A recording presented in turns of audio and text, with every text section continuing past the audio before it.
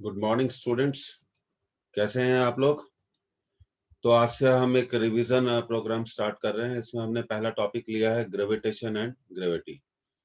तो complete gravitation और gravity की आज हम थ्योरी पढ़ेंगे और इसे आप अपनी फॉर्मूला लिस्ट भी समझ सकते हैं।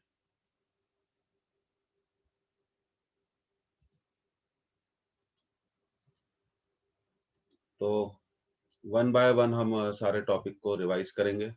पहले हम थ्योरेटिकल कंसेप्ट्स को रिवाइज करेंगे, उसके बाद ऑब्जेक्टिव प्रैक्टिस करेंगे। तो you have got an opportunity to do it again, so don't miss it.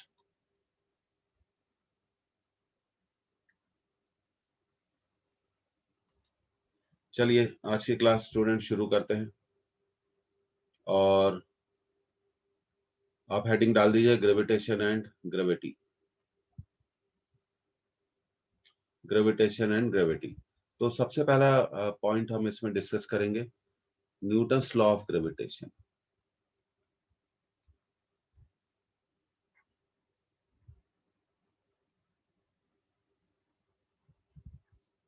Newton's law of gravitation. आप जानते हैं कि न्यूटन लॉ की हेल्प से हम किन्हीं भी दो बॉडीज के बीच में फोर्स ऑफ अट्रैक्शन कैलकुलेट कर सकते हैं। और लॉ बहुत सिंपली हमें सिर्फ एक ही चीज बताता है कि in this universe every mass attracts the other mass. इस यूनिवर्स में हर मास दूसरे मास को क्या करेगा? अट्रैक्ट करेगा। M1 M2, मान लीजिए दो मासेस है M1 और M2, इनके बीच में सेपरेशन कितना है? R।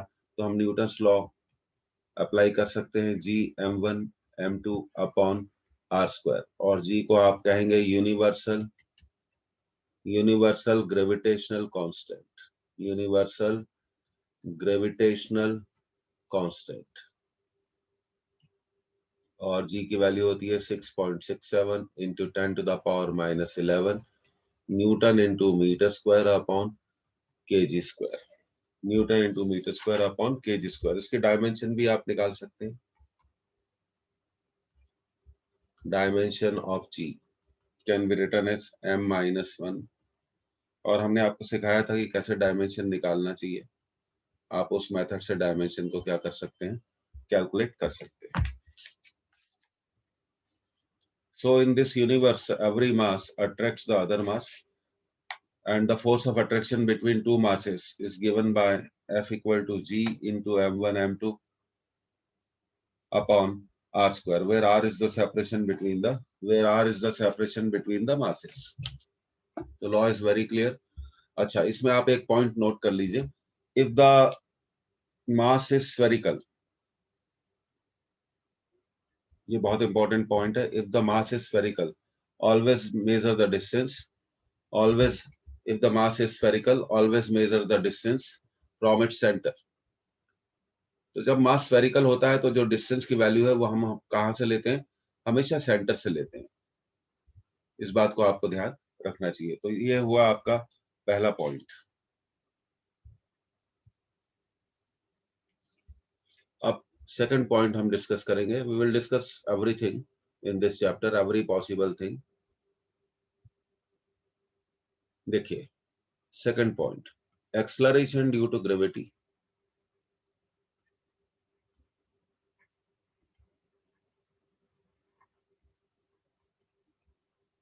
on the surface of a planet. On the surface of a planet, किसी प्लेनेट के सरफेस पे हम एक्सलरेशन ड्यू टू ग्रेविटी को कैसे लिखेंगे? मान लीजिए ये एक प्लेनेट है और इसका रेडियस है r, और हमें इसके सरफेस पे एक्सलरेशन ड्यू टू ग्रेविटी लिखना है। तो दो तरीकों से लिखा जा सकता है। G equal to gm by r square, और हम ऐसे भी लिख सकते हैं, डेंसिटी के टर्म्स में भी लिख सकते हैं। मास को हम लिख सकते हैं डेंसिटी इंटू वॉल्यूम। तो ये हो जाएगा हमारा दूसरा फॉर्मूला 4/3 पाई जी डी आर। तो यहाँ पे m क्या है? Mass of planet. r क्या है? Radius of planet. Radius of planet and d is the density of planet.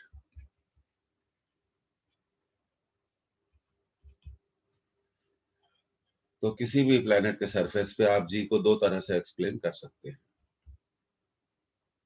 तो इस फॉर्मूले से बिल्कुल क्लियर है, हम जानते हैं, we know it very well, different planets have got different masses and different radii.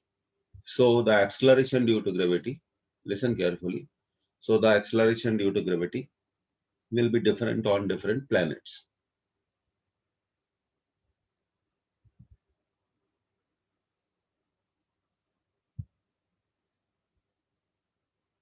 Definitely it will be different on different planets.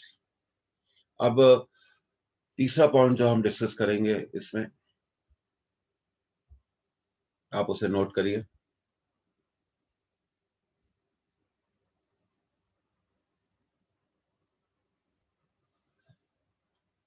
To compare the acceleration due to gravity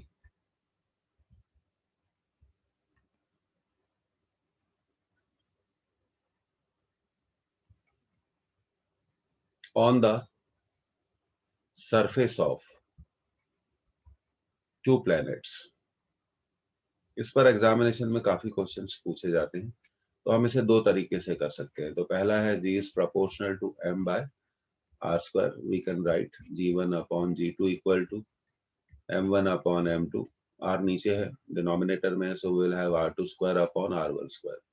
The second approach for this comparison is g is proportional to d into r. D is the density, r is the radius, so we can write g1 upon g2 equal to d1 upon d2, r1 upon r2.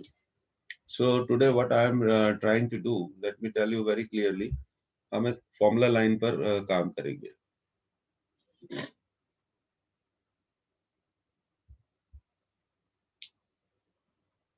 तो previous year के papers में हमने काफी देखा है कि इस तरह के क्वेश्चंस पूछे जा सकते हैं। तो ये दो मेथड से हम इन फॉर्मूले को क्या कर सकते हैं, कंपेयर कर सकते हैं।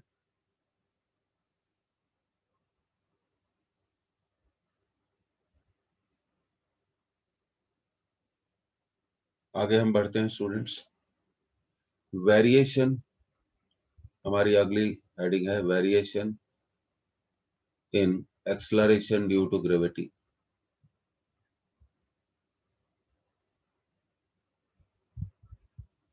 ड्यू टू ग्रेविटी, तो इसमें पहला पॉइंट हम पढ़ेंगे, वेरिएशन ड्यू टू हाइट।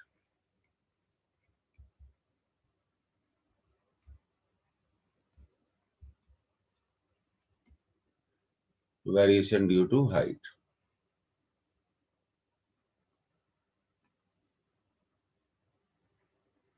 अब देखिए इस पॉइंट पर हम एक्सेलरेशन ड्यू टू ग्रेविटी को निकालना चाह रहे हैं, और इस पॉइंट की हाइट है h, और सेंटर ऑफ अर्थ से इसका डिस्टेंस हो जाएगा, देखिए यहाँ हम उसे लिखेंगे r equal to h plus R E, h plus R E. Let me write it more properly. तो h हाइट पर g की वैल्यू होगी g m e upon R E plus H whole square, और surface पर g की value होगी g equal to G M E upon R E square. तो इसको थोड़ा समझ लेते हैं। जब हम सरफेस पर होते हैं तो हमारा सेंटर से डिस्टेंस कितना होता है, देखिए आर ई,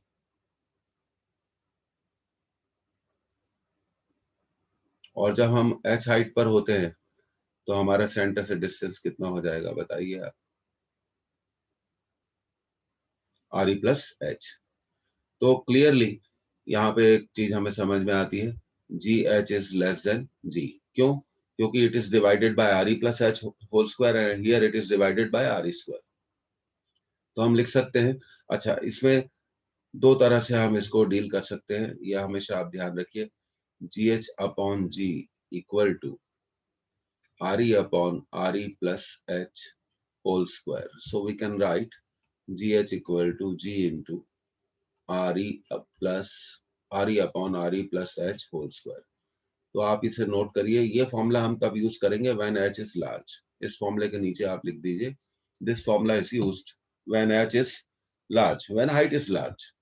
अब स्टूडेंट पूछेंगे कि sir what is when the height is large, हमें कैसे पता चलेगा, how we will come to know that when height is large? When height is more than 600 kilometer, then it is considered as a large height. तो ये फॉर्मूले का कब use करेंगे, यहाँ आप इसे एरो बना के लिख लेंगे. It is used when height is large. It is used when height is large.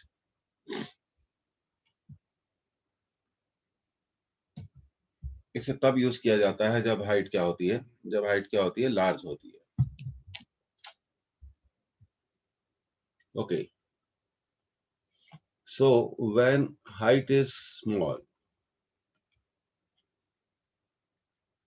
तो हम यूज करेंगे G H equal to G into 1 - 2h/re. तो इस फॉर्मूले का आप यूज तब कर सकते हैं जब हाइट क्या हो, जब हाइट क्या हो, कम हो.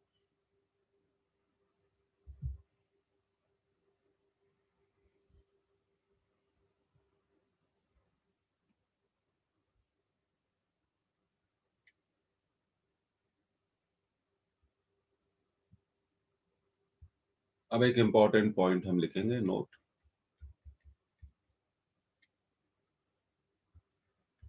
With increase in height,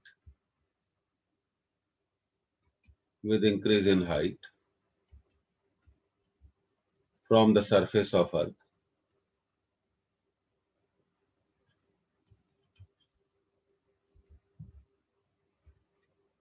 g decreases.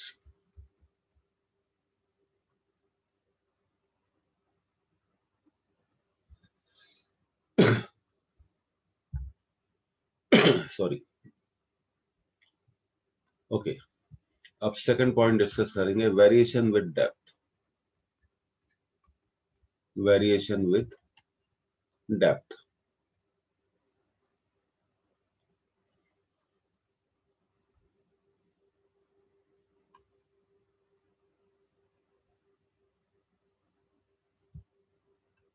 ये हमारा अर्थ का सेंटर है और यहां पर मान लीजिए हम डी डेप्थ पर हैं. हमारी डेप्थ कितनी है, डी. इस पॉइंट पर हम जी को लिखना चाह रहे हैं तो हम लिख सकते हैं G D means G, the value of G at depth, G 1 - d/re. Directly आप इस फॉर्मूले का यूज कर सकते हैं. ये आपको याद करना पड़ेगा.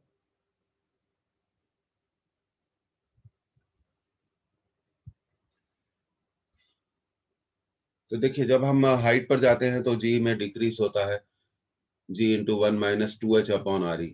और यहाँ पर -d/re और वहां था 2 × h/re. तो फिर एक और नोट बनता है जिसे हम लिखेंगे,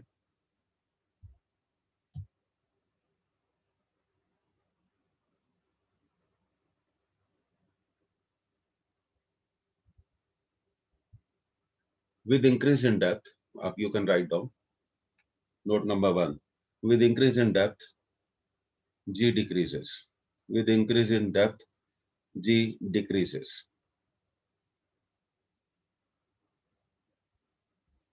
With increase in depth, g decreases. Note number 2. Note number 2 लिखिए. The rate of decrease. Note number 2. The rate of decrease of g. जब मैं g बोलता हूं तो उसका मीनिंग होता है small g. The rate of decrease of g outside the earth. The rate of decrease of g, ये important point है. The rate of decrease of g outside the earth is double,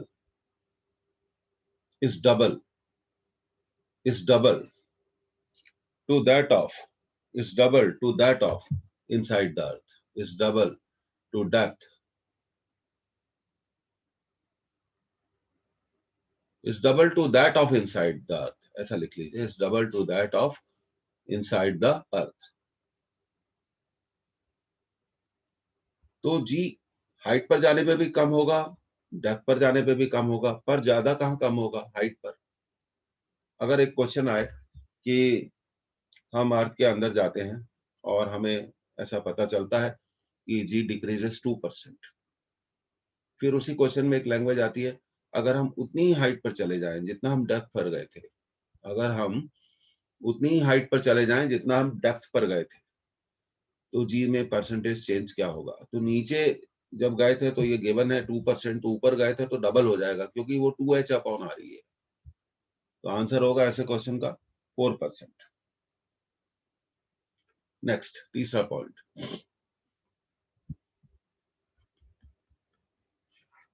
variation due to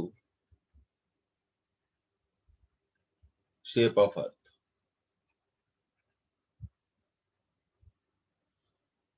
तो earth is not a perfect square, earth is not a perfect sphere.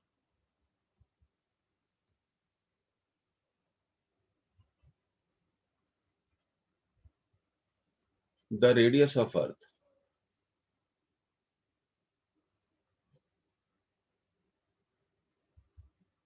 at the equator is more than the radius of Earth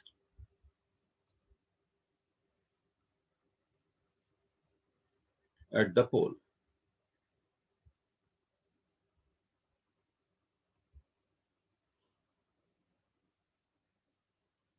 देखिए हम यहाँ इसको बनाना चाह रहे हैं,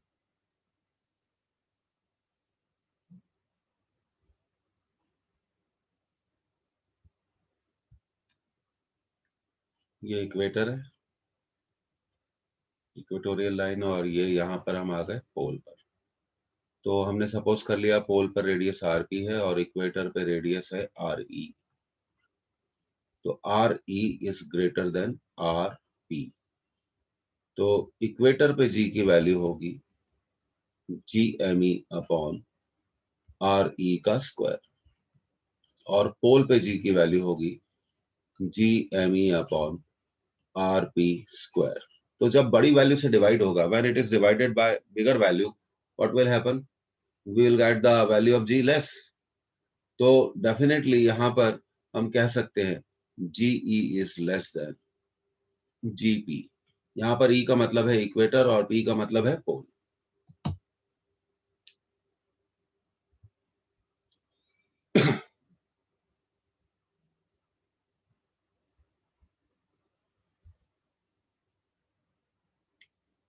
तो अब एक इंपॉर्टेंट पॉइंट लिखेंगे हम, the acceleration due to gravity.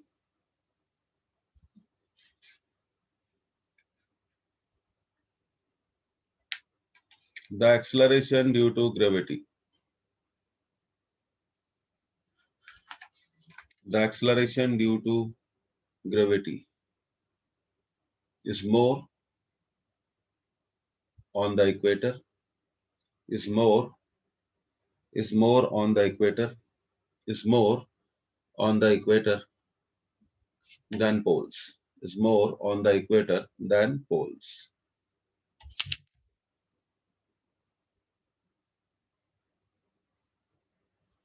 तो जब हम when we move from equator to poles, तो रेडियस कम होती जाएगी और जी की वैल्यू बढ़ती जाएगी। ये देखिए, when we move from equator to poles, the radius will decrease, and as a result of decrease in radius, definitely the value of g decreases, and it happens due to the shape of earth, and it is due to the shape of earth. अब देखिए, इस पे student एक graph पूछा जाता है जो बहुत इंपॉर्टेंट है, तो वो ग्राफ हम बनाना चाहेंगे। तो थोड़ा आप इसको देखिए,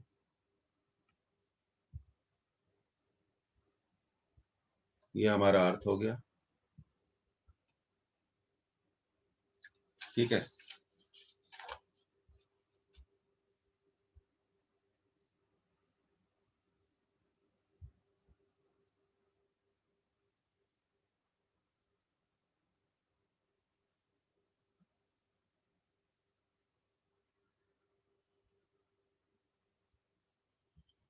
यहाँ पे हमने लिखा डिस्टेंस फ्रॉम सेंटर,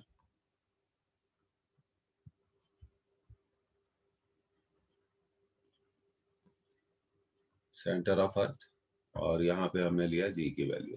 अब देखिए जब आप यहाँ पर होते हैं तो आप अर्थ के सेंटर पे होते हैं। अर्थ के सेंटर पे जी की वैल्यू क्या होती है? अर्थ के सेंटर पे जी की वैल्यू क्या होती है? 0 होती है।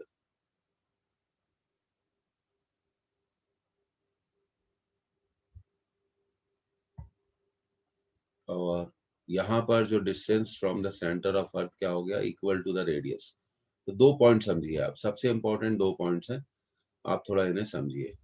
पहला पॉइंट ये है, यहाँ पर हम अर्थ के सेंटर पे हैं और यहाँ पर इस पॉइंट पर हम अर्थ के सरफेस पर है।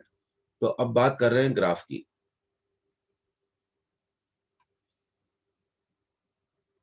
ये देखिए, दिस इज द ग्राफ। और यहाँ पर हम कहेंगे जी is proportional to r, where r is the distance from the center of earth। ये ग्राफ बहुत बार एग्जामिनेशन में पूछा गया है, distance from the centre of अर्थ। अब हम अर्थ के सरफेस पे पहुंच गए, तो अर्थ के सरफेस से जब हम बाहर निकलेंगे तो अर्थ के ऊपर जाएंगे, तब जी ऐसे चेंज होगा।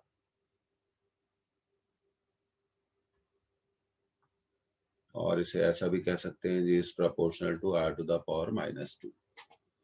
Most important graph. तो अब देखिए ये ग्राफ हमें दो बहुत इंपॉर्टेंट इंफॉर्मेशन दे रहा है।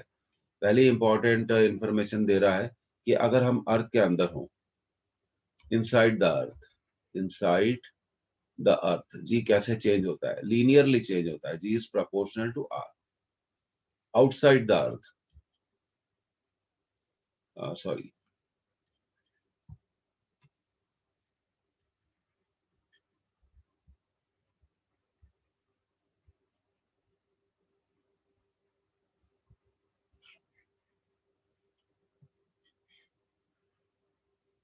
तो यहाँ पावर कितनी है देखिए 1, और यहाँ पावर कितनी है -2।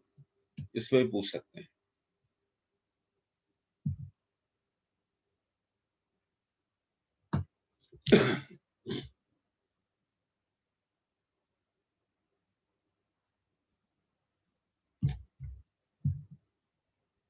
ओके, तो ये वेरिएशन आप याद रखिए।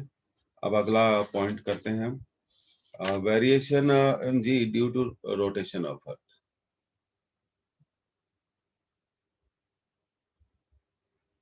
Variation in G due to rotation of earth. और जब आप किसी भी टॉपिक को रिवाइज करते हैं तो एक एडवाइस होती है कि पुराने क्लास नोट से एक बार रीडिंग लगा के क्लास में आया करिए।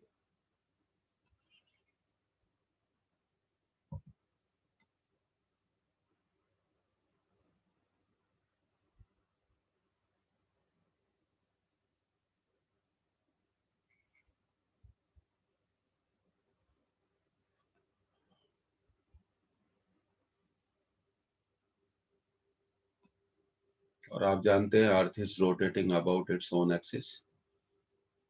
इस पॉइंट पर ये देखिए, ये जो पॉइंट दिख रहा है आपको, इस पॉइंट पे हमें जी की वैल्यू लिखनी है और लैम्डा है लैटिट्यूड।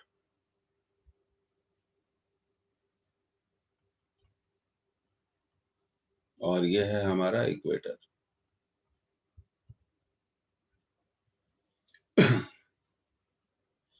तो लैम्डा लैटिट्यूड पे हमें वैल्यू लिखनी है, so we will write G equal to G dash. G dash is the effective value,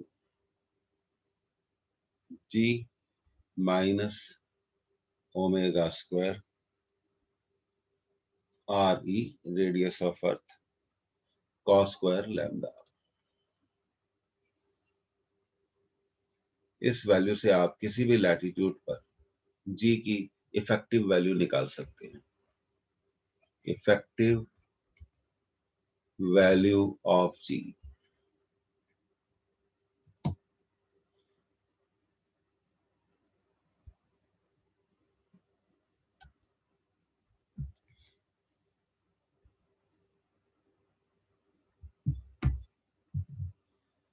okay, आगे बढ़ते हैं स्टूडेंट। अब देखिए इक्वेटर पे जो लैम्डा है 0 है। Lambda at the equator lambda is 0 degree. At the poles, lambda is 90 degree. And between all those points which are lying between equator and pole, for all those points which are lying between equator and pole, definitely G will be between 0 degree and 90 degree.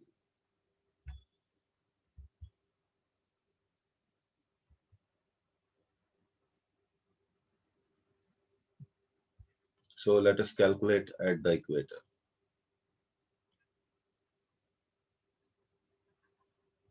Effective value of G.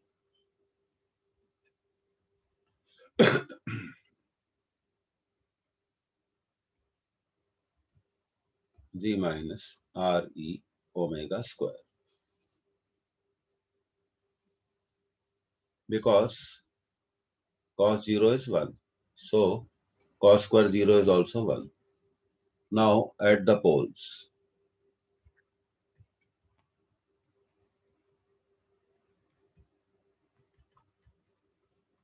Because cos 90 degree is 0.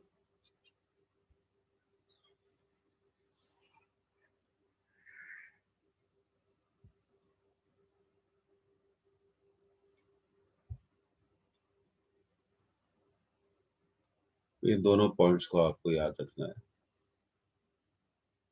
ये बड़े important points हैं.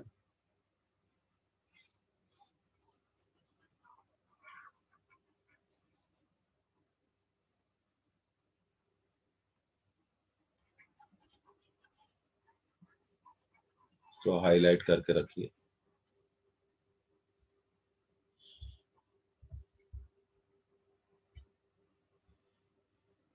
और अब आप एक note लिखिए.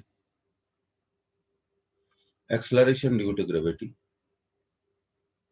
ऐसा लिखिए, sorry, due to rotation of earth, due to rotation of earth, due to rotation of earth, acceleration due to gravity decreases, acceleration due to gravity decreases everywhere, decreases everywhere,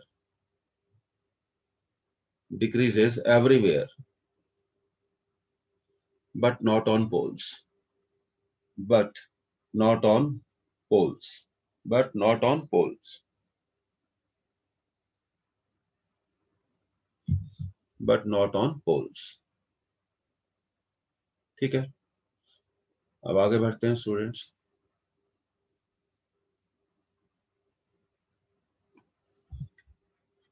If the effective value of G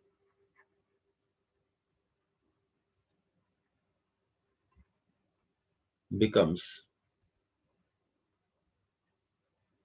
0 at the equator, तब क्या होगा?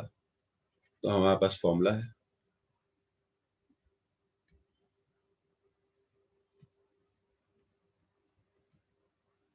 अगर ये 0 हो गया तो हमें ये सिचुएशन मिलेगी. इसको हम राइट में ट्रांसफर कर दें, R E omega square equal to 0, तो अर्थ का एंगुलर स्पीड हो जाएगा root G upon R E, root G upon R E. और ओमेगा क्या है? लिख सकते हैं आप 2 pi by T root of G upon R E, पलट दीजिए, T upon 2 pi root of R E by G. तब टाइम पीरियड ऑफ अर्थ हो जाएगा 2 pi root of R E by G, approximately 84 minutes. अगर effective value of G becomes 0 at the equator, becomes 0 at the equator,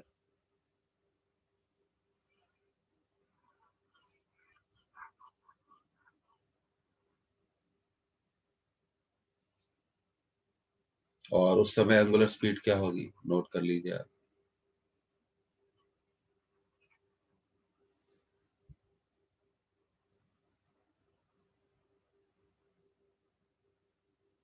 अब कई numericals question में कुछ और भी चीजें पूछी जा सकती है जो मैं आपसे डिस्कस करना चाहता हूँ. कई बार कई कंपटीशन के पेपर्स में मैंने देखा है इस तरह का क्वेश्चन आया है, the effective value of G becomes 1/4, becomes 1/4, then calculate, becomes 1/4, then calculate the angular speed of earth, angular speed of earth, root of g by re. अब वो क्या बोल रहे हैं, 1/4 बोल रहे हैं, तो ऐसे केसेस में अगर अब वो 1/4 बोल रहे हैं तो हमें ये करना पड़ेगा, g by 4 equal to g minus re omega square, so re omega square is g minus g by 4. ऐसे क्वेश्चन से घबराना नहीं चाहिए, तो omega square equal to 3g upon 4 re. अब आप इसको रूट ले लीजिए,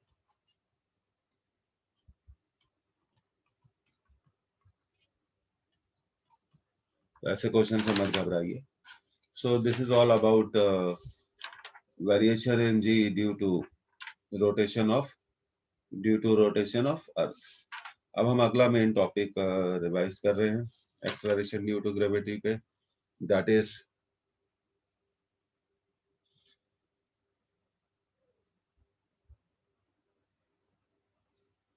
gravitational potential energy. Wait a minute,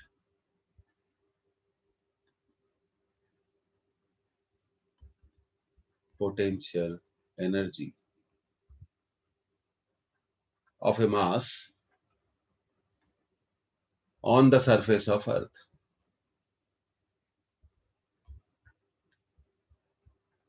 तो सबसे पहले जरूरत है कि हम इसे डिफाइन करें. तो अर्थ के सरफेस पर किसी भी मास की ग्रेविटेशनल पोटेंशियल एनर्जी की कंसेप्चुअल डेफिनेशन क्या है, तो सबसे पहले हम उस पॉइंट को डिस्कस करते हैं. It is equal to the work done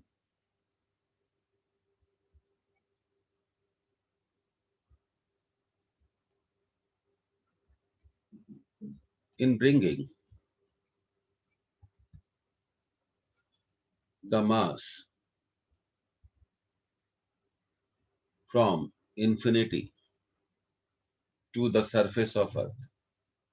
तो ये तो उसकी डेफिनेशन हो गई.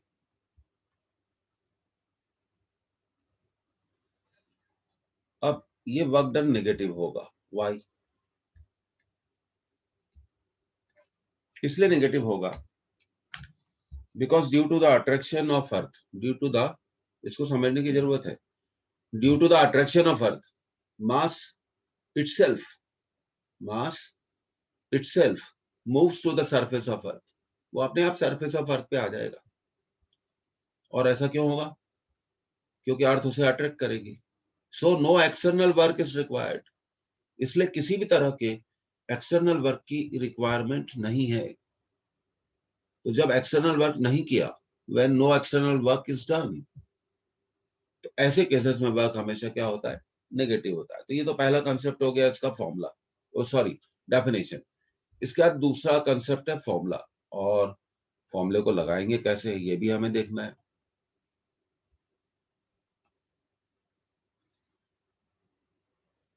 अब देखिए, एक मास को कंसीडर करिए आप, ये मास है and it is brought from the infinity. Infinity का मतलब वो पॉइंट होता है जहां ग्रेविटेशनल फोर्सेस जीरो हो जाते हैं, to the surface of earth. तो इस पॉइंट पे कितना वर्क होगा, उसी वर्क को बोलेंगे U, gravitational potential energy of earth. Gravitational potential energy of earth minus G M upon R E. फिर हम जानते हैं कि जी को हम लिख सकते हैं G M E upon R E square. तो एक फॉर्मूला आप हमेशा याद रखिए, जी एम ई को लिखा जाएगा जी आर ई स्क्वायर. तो ग्रेविटेशनल पोटेंशियल एनर्जी को हम ऐसे भी लिख सकते हैं, अगर हमने यहाँ लिख दिया G R E square M upon R E, तो आर ई कैंसिल हो जाएगा, माइनस एम जी आर ई.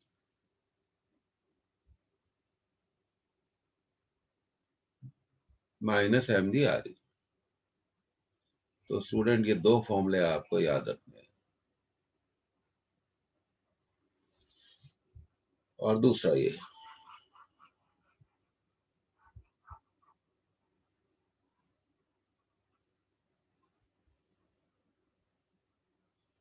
अब देखिए इस ग्रेविटेशनल पोटेंशियल एनर्जी को लिखने के लिए अब देखिए ये अर्थ का सेंटर है और ये हो गई रेडियस ऑफ अर्थ। तो यहाँ पे आर का मीनिंग क्या होगा? Distance from the centre of earth.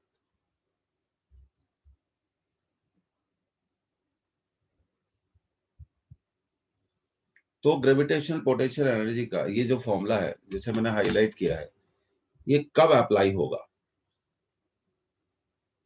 Point number 1, जब पॉइंट अर्थ के सरफेस पे हो और it is above the surface of earth, तो उसी पे आते हैं। इनसाइड अप्लाई नहीं होगा, ये आप हमेशा ध्यान रखिए। आगे चल के हम इसको भी डिस्कस करेंगे। तो ये आपने नोट कर लिया। This is the opportunity for all of you. इतना टाइम कभी किसी को नहीं मिलता है, तो हम रिवाइज कर रहे हैं और रिवीजन के साथ, थियोरेटिकल रिवीजन के साथ हम ऑब्जेक्टिव प्रैक्टिस भी लॉन्च करेंगे। तो जब भी स्टूडेंट इस तरह का थियोरेटिकल रिवीजन होता है और आपको मालूम है ग्रेविटेशन ग्रेविटी का रिवीजन है, तो आप अपनी क्लास कॉपीज से, मटेरियल से, नोट से इसको पढ़ के आइए। अब देखिए gravitational potential energy at height h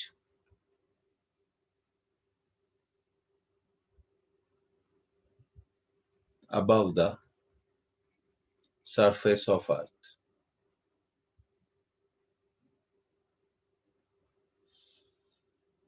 तो ऐसे उस पॉइंट पर ग्रेविटेशनल पोटेंशियल एनर्जी क्या होगी जो अर्थ के सेंटर से, अर्थ के सरफेस से कितने डिस्टेंस पर है? h डिस्टेंस पर है, h डिस्टेंस पर है। अब हमें यहाँ क्या करना है? अगर हम इस पॉइंट पर ग्रेविटेशनल पोटेंशियल एनर्जी को लिखना चाहते हैं तो हमें ये देखना पड़ेगा कि इस पॉइंट पर माइनस ये मास ले लेते हैं जी एम ई एम। अब अर्थ के सेंटर से डिस्टेंस कितना है? R E plus H. देखिए the distance from the centre of earth will be here R E plus H. तो आप इसको जरा ध्यान रखिए स्टूडेंट्स, ये बहुत इंपॉर्टेंट है।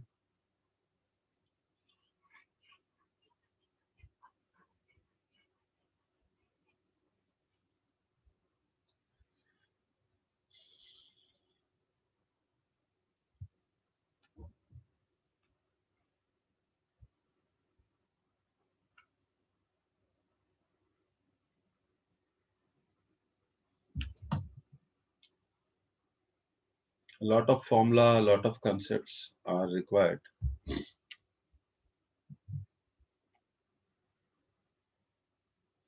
अब देखिए अगला पॉइंट हम डिस्कस कर रहे हैं, work done in moving a mass m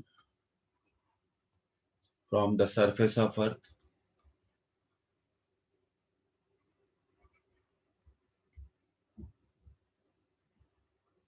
to height h।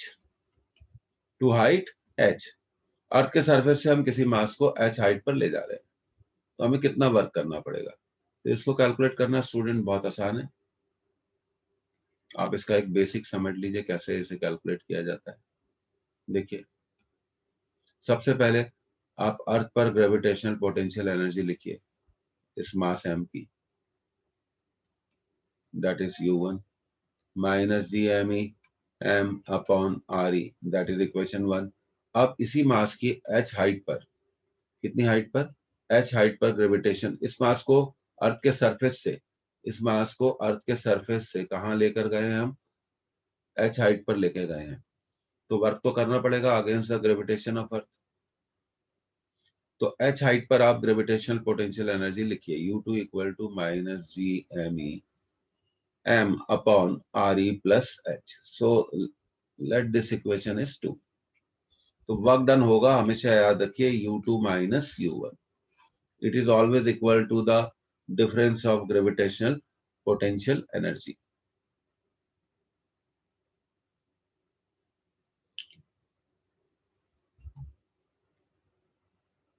अब हम थोड़ा इस पर बात करेंगे कि हम इसको कैसे कैलकुलेट कर सकते हैं।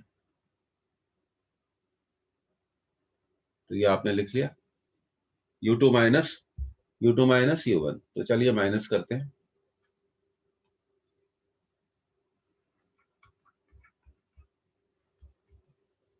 Minus GME M upon RE plus H minus GME M upon RE। अब हम कॉमन ले सकते हैं, GME M कॉमन हमने ले लिया। तो ये देखिए, ये माइनस है, ये भी माइनस है, तो ये प्लस हो जाएगा 1 upon RE minus 1 upon RE plus H। GMEM LCM ले लीजिए, RE प्लस H। याद मत करिए उसको, देखिए आता कैसे है, सीखिए। So this is the last opportunity you all will have to revise your syllabus. GMEM H upon RE into RE plus H। अब GME को आप लिख सकते हैं GRE स्क्वायर, ठीक है। तो GME को हमने लिखा GRE स्क्वायर, यहाँ लिख दिया M H, और नीचे भी एक RE का टर्म मिल रहा है हमें, तो ये कैंसिल हो जाएगा। तो ये हो जाएगा MGREH। कितने फॉर्मूले याद करेंगे, ये तो आपको सोचना है और बताने की जरूरत नहीं है, ये तो भाई बहुत ज्यादा इम्पोर्टेंट है।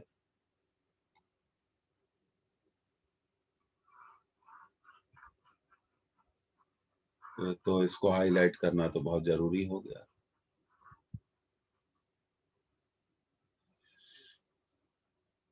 This is very important.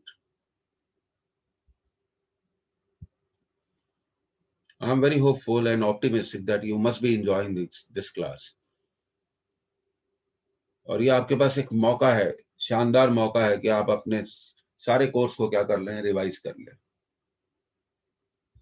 और ये आपका फॉर्मूला लिस्ट भी बनता जा रहा है।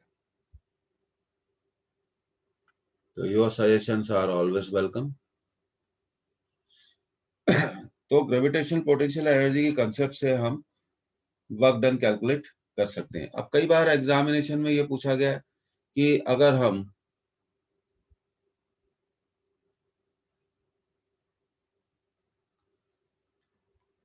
मान लीजिए किसी ऑब्जेक्ट को हम NRE हाइट पर ले जाते हैं, तो कुछ नहीं करना, आपका फॉर्मूला है वर्क डन का, अभी हमने करा था MGREH upon RE plus H। तो H को आप क्या लिख दीजिए, H को आप लिख दीजिए NRE। तो ये हो जाएगा RE प्लस NRE। तो ये हो जाएगा NMG RE स्क्वायर, नीचे से RE कॉमन ले लें, 1 प्लस N, RE से RE स्क्वायर कैंसिल हो जाएगा। तो ऐसे कैसे से वर्क डन आएगा, N upon N plus 1 into MGRE। Now it's a time to highlight this, इसको तो हाईलाइट करना ही पड़ेगा।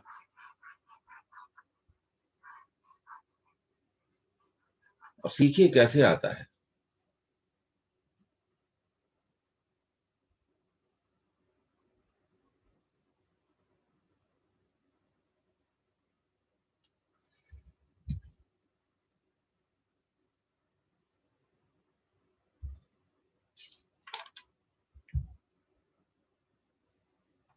तो वर्क डन पे बहुत क्वेश्चंस पूछे गए हैं, बहुत ज्यादा क्वेश्चंस पूछे गए हैं एग्जामिनेशन में। जब हम देखते हैं कि प्रीवियस ईयर पेपर्स में क्या क्या पूछा गया है, तो ये भी हमें मिलता है।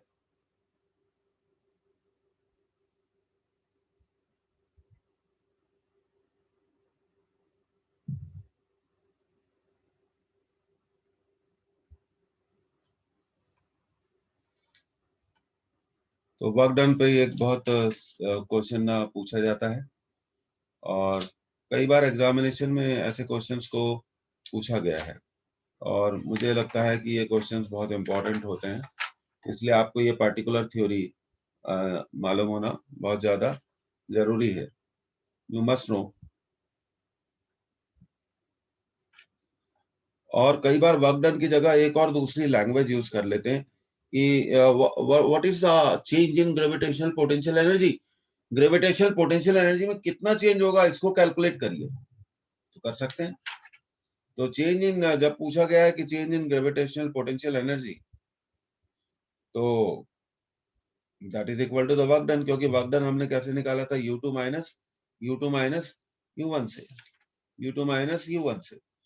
तो अब आपको एक चीज बिल्कुल याद रखनी है स्टूडेंट, कि ग्रेविटेशनल पोटेंशियल एनर्जी का फॉर्मूला कैसे लिखा जाता है, ये बिल्कुल कंसेप्ट आपका क्लियर होना चाहिए। और अब जैसे इस पॉइंट पर आपको फॉर्मूला लिखना है, ये मास एम है, मैं इसको थोड़ा रिपीट कर रहा हूँ, तो minus GME m upon distance from the centre of earth, distance from the centre of earth. तो ये फॉर्मूला अप्रोच आपको क्या करनी चाहिए, ग्रेविटेशनल पोटेंशियल एनर्जी के लिए यूज करनी चाहिए।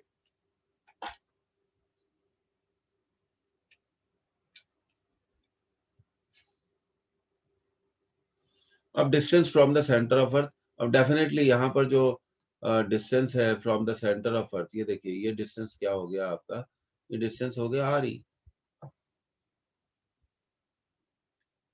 अगर आप इस पॉइंट पर लिखेंगे ग्रेविटेशनल पोटेंशियल एनर्जी, तो आपको देखना पड़ेगा कि इस पॉइंट का अर्थ के सेंटर से कितना डिस्टेंस है।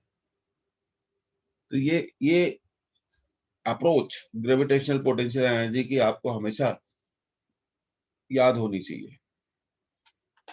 और हमेशा एक बात याद रखिए कि जो वर्क होता है, जो वर्क होता है, it is always equal to the change in, it is always equal to the change in gravitational potential energy. Work is always equal to the change in gravitational potential energy. अब जैसे एक question है, उसको करते हैं।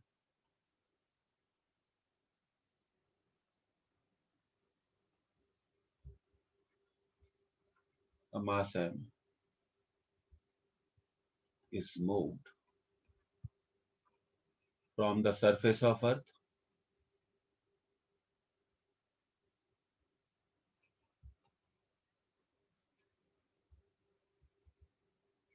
to a height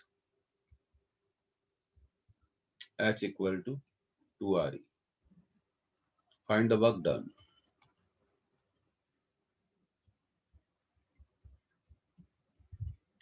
अब देखिए बहुत सिंपल है, पहले मास कहाँ था, पहले मास कहाँ था, अर्थ के सरफेस पे था, तब उसकी ग्रेविटेशनल पोटेंशियल एनर्जी कितनी होगी, U1 minus GME m upon RE। अब आप उसे, इस मास को आप एक हाइट पर ले गए, कितनी हाइट पर ले गए, 2RE हाइट पर ले गए, तो अर्थ के सेंटर से यहाँ पर डिस्टेंस कितना हो जाएगा। क्वेश्चन को कैलकुलेट करना सीखिए, टेक्निक सीखिए, याद करने से कुछ नहीं होगा, अपना मेथड ऑफ प्रिपरेशन चेंज करिए। GME m अपॉन, अब हम अर्थ के सेंटर से कितने डिस्टेंस पे हैं ये हमें देखना है, कि हम अर्थ के सेंटर से कितने डिस्टेंस पे हैं, 3RE डिस्टेंस पर है। तो वर्क डन क्या होगा, U2 माइनस U1, कैलकुलेट कर लीजिए। So this I am telling you, this is the proper approach of solving the questions.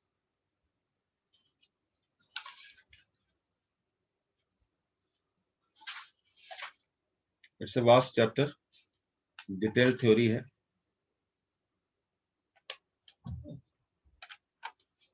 तो ग्रेविटेशनल पोटेंशियल एनर्जी एक बहुत इंपॉर्टेंट कंसेप्ट है जो हमें मालूम होना चाहिए। इससे हम कई क्वेश्चंस को क्या कर सकते हैं, सॉल्व कर सकते हैं।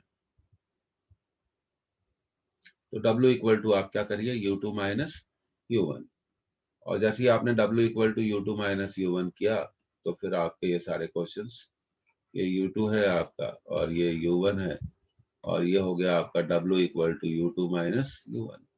तो आसानी से आप इन सब क्वेश्चंस को क्या कर सकते हैं, सॉल्व कर सकते हैं। कंसेप्ट यूज करिए। अगर बॉडी अर्थ के सरफेस से 2 RE हाइट पर है तो अर्थ के सेंटर से डिस्टेंस कितना होगा, 3 RE होगा। और ये 3 RE कैसे आया, RE प्लस 2 RE को ऐड करने से, RE प्लस 2 RE को ऐड करने से। तो क्लियर हो गया आपका। तो ग्रेविटेशनल पोटेंशियल एनर्जी बहुत इंपॉर्टेंट कंसेप्ट है। अब देखिए अगला कंसेप्ट,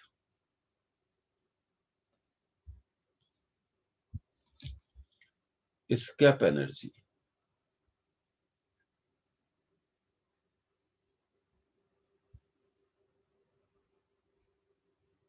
तो इसको डिफाइन करेंगे, एस्केप एनर्जी सबसे पहले अर्थ के सरफेस के लिए डिफाइन करते हैं। Escape energy on the surface of earth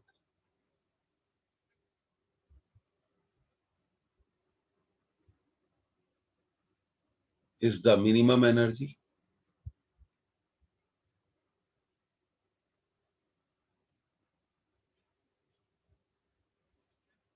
given to a body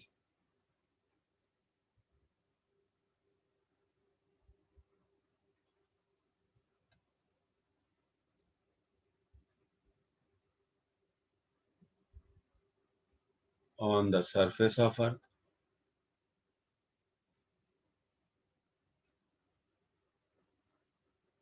so that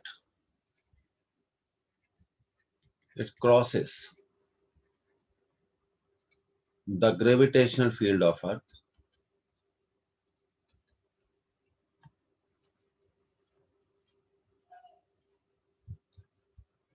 forever। तो सबसे पहले तो इसका डेफिनेशन आपको मालूम होना चाहिए।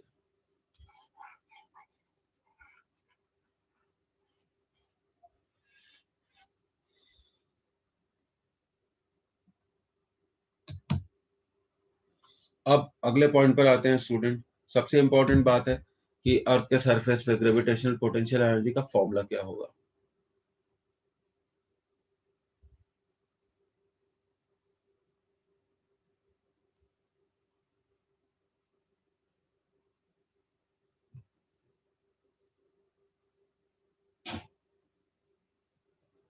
और मान लीजिए एक मास रखा हुआ है और इस मास की वैल्यू है, अब यहाँ पर ग्रेविटेशनल पोटेंशियल एनर्जी जिसे हम बोलेंगे G dot P dot E equal to plus GME M upon RE। अब देखिए RE को तो हम जानते हैं, यहाँ RE का मीनिंग है रेडियस ऑफ अर्थ, लेकिन इसका बेसिक मीनिंग है distance. So RE is here distance from the centre of earth, from the center of earth, and it is highly advisable to remember this formula.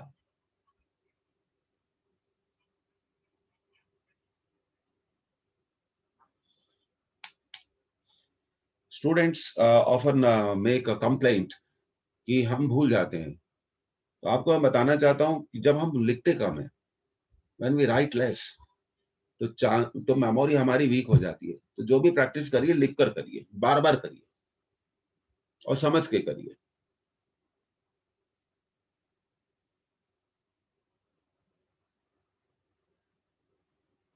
अगर आपको ये formula याद है तो हम बहुत सारी चीजों को क्या कर सकते हैं, सॉल्व कर सकते हैं।